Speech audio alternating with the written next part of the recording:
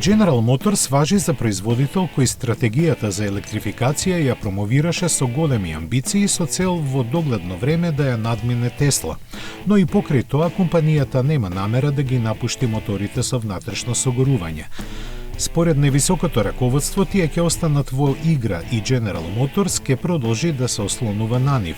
Пазарните трендови можеби се поинакви, но тие сметаат дека во традиционалните сегменти и понатаму ќе доминираат конвенционалните модели, и тоа со огромна разлика. GMC и Chevrolet се слични играчи меѓу големите и средните пикапи на кои компанијата заработува доста добри пари.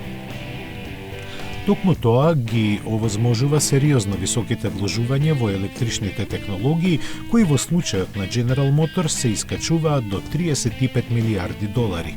Плановите се до средината на деценијата да се испорачуваат 1 милион електрични возила годишно, што е околу 45% од сегашните бројки.